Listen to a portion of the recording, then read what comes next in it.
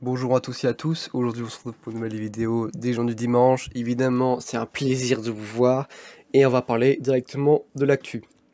Alors pour commencer, il y a une enquête qui a été ouverte pour provocation publique au meurtre à la suite de la diffusion d'une vidéo du youtubeur extrême droite Papa Cito, simulant l'exécution d'un électeur de la France insoumise, Le Monde. Après, la ville d'Ivry-sur-Seine a noué un partenariat avec l'application Garde ton corps, qui lutte contre le harcèlement de rue.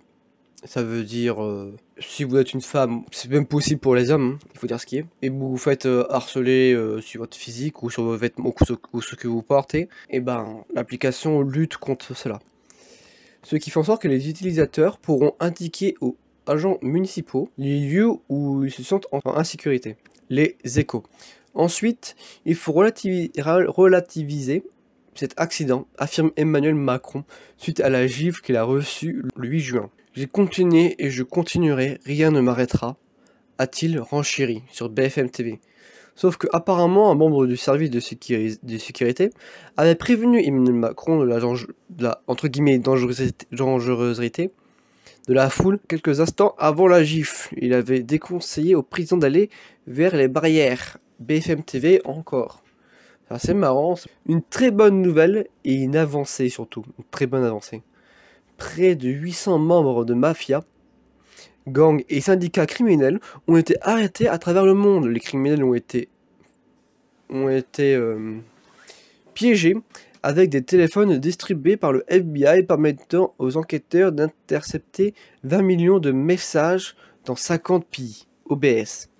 En gros, c'est pas le FBI qui a un agent directement du FBI qui a détonné, c'est un agent infiltré qui a donné un téléphone sécurisé, entre guillemets, ce qui a permis de démanteler un grand réseau. Et c'est très bien. C'est même plus que très bien, c'est incroyable. Ensuite, il y a aussi eu Harry et Meghan qui ont annoncé la naissance de leur deuxième enfant, Lilibet. Oui, je le prononce certainement mal, hein, mais aussi appelé Lily. Son nom lui a été donné en hommage à la reine Elisabeth II et à la défunte mère de Harry, Lady Diana. BFM TV. Maintenant finissons avec un peu de sport. L'équipe de France s'impose 3-0 face à la Bulgarie grâce à un doublé d'Olivier Giroud et un but d'Antoine Griezmann. 5000 supporters ont pu assister au match au Stade de France, un an et demi après le début de la pandémie. Autre chose qui s'est arrivé pendant le foot, pas dans le foot, pardon, la capitaine danois Christian Eriksen a été évacué sur une civière, intubé. C'est très triste de voir que, apparemment, d'après des rumeurs, je suis pas sûr, il a eu une attaque cardiaque. J'espère qu'il n'y a rien eu de grave. Et enfin, les journalistes étrangers seront tracés par GPS lors des JO 2021. S'ils enfreignent les règles imposées par les organisateurs, les journalistes risquent de perdre leur accréditation RFI. Oui, en gros, ils seront obligés de... C'est comme quand on a un petit collier pour un prisonnier, ils vont juste le suivre et il n'a pas intérêt à faire une mauvaise manip ou partir ailleurs parce que sinon, il l'aura bien cherché. C'est moi qui vous le dis. Sinon, petite autre anecdote, afin de clôturer ces jours du dimanche.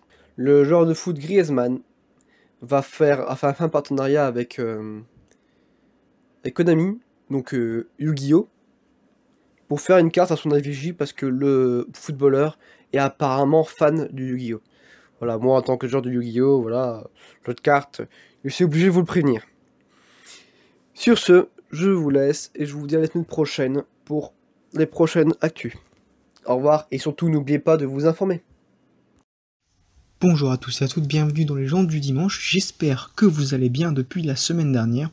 Aujourd'hui, programme peu chargé, on n'a pas eu beaucoup d'actualités culturelles ces derniers jours. Donc on va commencer tout simplement avec le très bon démarrage de Conjuring 3 au cinéma. Qui fait partie de la franchise de Conjuring qui avait été amorcée par James Wan en 2013 avec Conjuring les dossiers Warren. Et donc je vais vous lire tout simplement le synopsis de ce Conjuring 3. Une affaire terrifiante de meurtre et de présence maléfique mystérieuse ébranle même les enquêteurs paranormaux. Ed et Lorraine Warren, pourtant très aguerris. Dans cette affaire issue de leur dossier secret, Ed et Lorraine commencent par se battre pour protéger l'âme d'un petit garçon, puis basculent dans un monde radicalement inconnu. C'est la première fois dans l'histoire des États-Unis qu'un homme soupçonné de meurtre plaide la possession démoniaque comme ligne de défense. Donc j'ai pas eu de retour personnel, mais avec beaucoup de critiques sur internet et beaucoup de retours de personnes de mon entourage, ça a l'air d'être un très bon film d'horreur. Je vous en ferai le débrief la semaine prochaine quand je l'aurai vu. Pour rester dans l'audiovisuel sur Netflix, la partie 2 de Netflix est sortie ce vendredi. La saison 1 avait extrêmement bien marché. Nous verrons ce qu'il en est avec la saison 2. C'est donc Hassan Diop, qui est joué par Omar Sy, qui s'inspire de Arsène Lupin pour récupérer un collier qui avait été source de querelles et de problèmes quand il était enfant, à cause d'une famille très riche qui fonctionne avec des policiers corrompus. Très bonne série, je vous la conseille. Et donc la même chose, je vous ferai un débrief quand je l'aurai vu. Évidemment, pour revenir sur le Covid, le couvre-feu est donc passé à 23h, comme on avait décrypté il y a quelques semaines de ça, mercredi. Donc, il est drôle de remarquer que les chefs de Top Chef avaient incité les gens à ne pas regarder Top Chef le mercredi, mais bien d'aller au restaurant. Plusieurs personnes ont été touchées parce que c'est un nouveau pas dans cette lutte contre le Covid-19.